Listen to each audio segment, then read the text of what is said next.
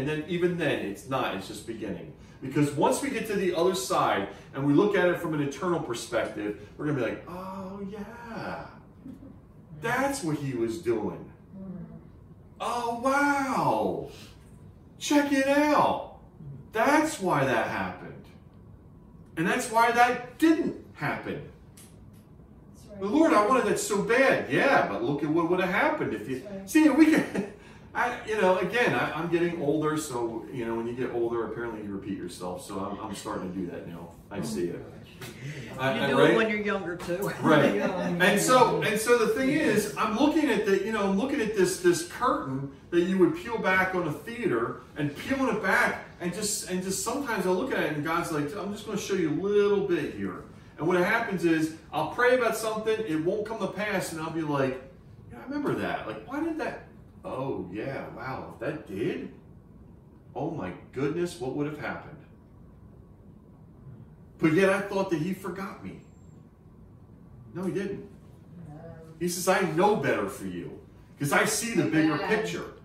So what you think right now is going on, you think God forgot you. I'm here to tell you that he hasn't. One of the reasons that church is so important is not because, oh, we want your money, we want you to give, and we want you to serve and all that kind of stuff. No, it's about people getting together and saying, I got your back, soldier. I got your back, soldier. I got your back, soldier. I got your back, soldier. I got yours. I got yours. I got yours. And you got mine. And we all get together and we march forward to bring hope, to bring light in the darkness, to bring hope to people. Hope, hope, hope, hope. We're not focused on that all darn day long.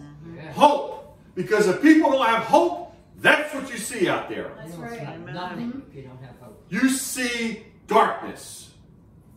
You see people living with no hope. They don't care. And they could care less whether they live or die. So all they do is they live in the now. They live in what's good now. This is what it is now. One of the things about atheism and what would drive me mad is that they have no hope. But they'll tell you, I'm better than you because I don't have that religion that they're doing. And I'm thinking to myself, you're living with no hope. That's right. Your life is going to end one day. And if I'm right, you got a big problem. And if I'm wrong, okay, then we just got together and we just had some crazy discussions and time just to spend with each other, and we're all in the dirt anyway. It still leaves you with no hope. I'd rather go out with hope because I know it's true. Amen. There is no way that God created the heavens and the earth and all this happened and we just happen to pop here at just the time. You're not a random accident. See, that's the problem. Religion is a threat to schools, but yet it's funny how we tell them, listen, you're a primordial slime that just happened to come to being, and you just happen to be here, so figure it out. And that's what's happened. We told our young kids, listen, A plus B equals C, do as I say, not as I do this, and then you must go here in order to succeed. Says who? Everybody's life is different. God has a plan for it, and it may not be exactly the way you do it, or I do it, but it is a plan, nevertheless, because we're the body of Christ. Amen. Let's go to the next slide. I found this picture. This was from 2011. I can't wait to look like that again. Oh, there's a drag. Did you say that? This is right. It's She was just thinking out loud. It was no, she, yeah. It's a little message. Sorry. It's true though. This was taken right around the time I think we moved here. Whoa, go back. Go back. Didn't hit that. Yeah. So this was actually a P-47 Thunderbolt. That's what they flew out of there. They used to call it the Jug. This plane was instrumental in winning the war. It was one of the strongest planes that they ever created. And it's got a kind of like I said, it's kind of like weird looking from the top, like the engine kind of like jugs almost. But these planes were so strong. And I love it. No guts, no glory.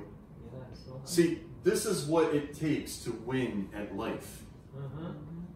If you're going to do something, you have to have discipline. You can't just say, well, anything goes. If you're, I mean, I told you about the gym thing. You know, Seth got us set up downstairs. We have these battle ropes I got to try now. And every time I go down there, I have a fight with my body and my mind. And here's what happens. I walk downstairs and I stand in the middle of this equipment now, and I'm going, when I was 40, I jumped at this. Now I'm 50 and I'm going, are my better days ahead of, like, behind me here? Do I really need to do this?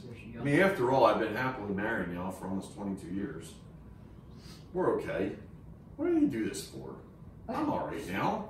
I lost a little bit of weight. Not much, but a little bit. What do I need to do this for? But when God says, I put this together because I want you in tip-top shape because you have a job to do. Amen. Yes. The war is not physical at that point. It's in your mind. It's in your mind. And every time that we let the enemy speak in our mind those thoughts that are anti-God, that are, you know, just go with the flow. Don't do anything out of the norm. Just go with what everybody else is doing. Just be normal.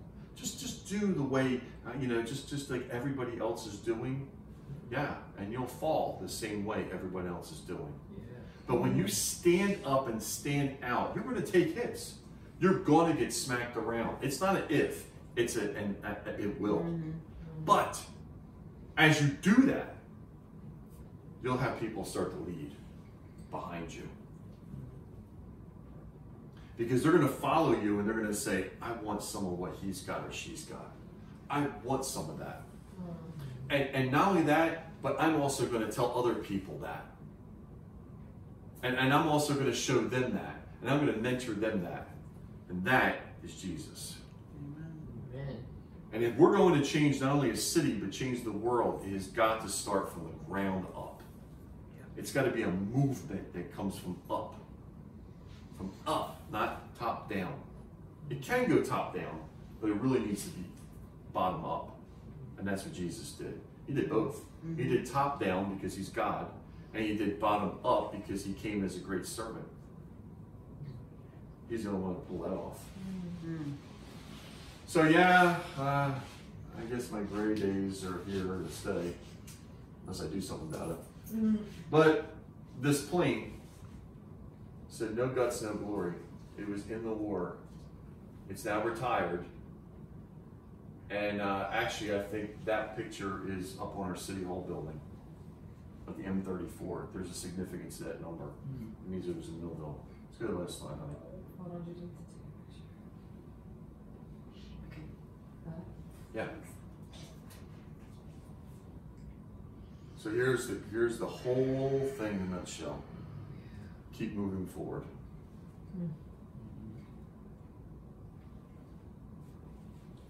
Like a locomotive, an old steam locomotive, which I can't wait to ride one again. When that old locomotive gets going, it has to have a lot of coal that was shoveled in there by a lot of hard work, over and over again, back-breaking work. Shovel, throw, right? And then everything gets fired up, and then all of a sudden it starts to move, little by little by little. And you hear that shh, shh, shh, shh, and those wheels start turning. I'm going old school here, right? But but that thing is a tank. I mean, they're heavy steel. But once it gets moving, there ain't no stopping it. We got to fire up our coal engines again and start to shovel that thing every day with the Word of God. Every day knowing, here's the promises he has for me. Here's the promises he has for me. Lord, I don't know what you want me to do. You're telling me to keep shoveling. Yes. Okay, I'll keep shoveling. That's right. I'll keep shoveling. I don't care what other people look at me and say about me. I keep shoveling. Yes, I'm crazy. Pastor in a little house church now. Okay, just keep shoveling. Okay. Amen. That's what I'm going to keep doing. Keep shoveling. Maybe you'll be Amen. with me on that, guys. Amen. We just keep shoveling together. That's And then right. eventually, that train will leave the station. And when it starts going, there ain't nothing that's going to stop it. That's right. And excuse me for saying this, but this bastard, I can't wait to see his demise. I cannot wait to see that with my own eyes. to see Revelation 20 come. Because he has caused more pain to this world. More pain to people in this world. Because of his selfishness.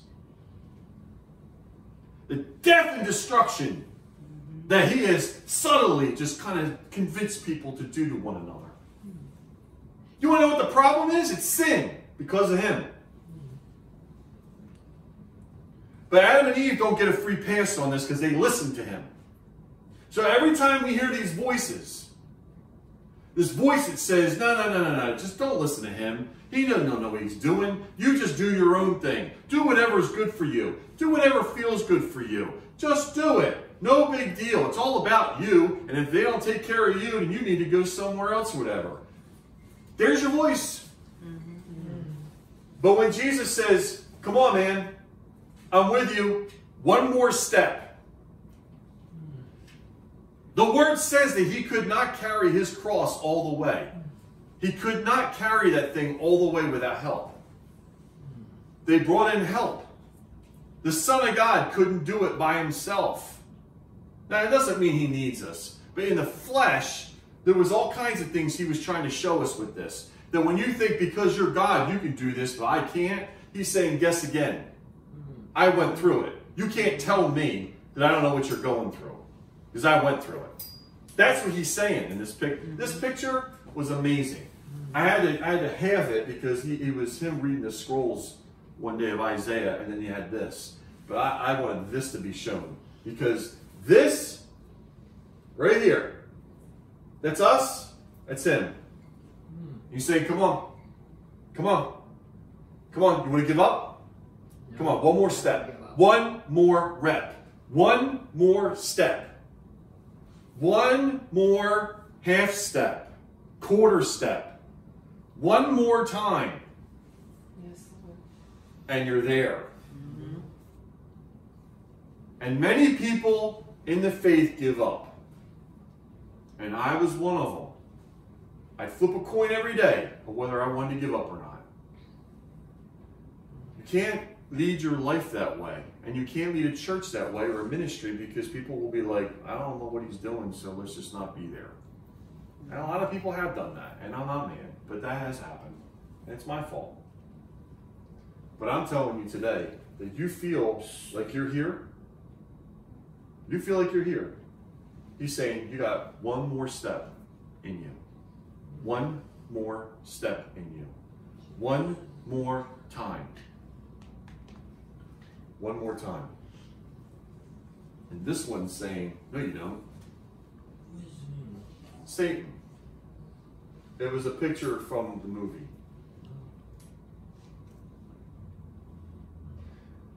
And I'm saying to you that this is what God is saying to us. Keep moving forward. So if you want to negate the whole entire sermon and just get the gist of it, there it is. Keep moving forward. It doesn't look right. It doesn't feel right. You think it's over. You think it's done. Keep moving forward. You guys say it with me? Keep moving forward. One more time. Keep moving forward. That's what we need to remember in this sermon. That's what we need to go back to and draw off of, because there are going to be moments in your life, if they haven't already, where you're going to hear that voice. And you're going to be like, no, I don't know. Nope. Decide in your mind. Not today. Not today. Not today. If our forefathers gave up in that war and said, we can't do this anymore. I mean, you know, I'm kind of giving Tom another honorary title here in the church. He's not only Pastor Tom, and that is his title, but he's also like a church historian. But not the church per se, but like our history major, okay? I love it because I didn't realize it until the other day. God showed me, he's like, remember the only class you ever did advanced on was history? I said, yeah. He goes, you need to get back to that. And here he puts Tom in my life. So now we watch World War II stuff and we talk about all kinds of old things, and Tom is like a wealth of knowledge. He's like my Google, like in person. You know what I mean? And he gives me a lot of information that I never knew about. And as I'm looking at it, and I'm sitting there listening to some of this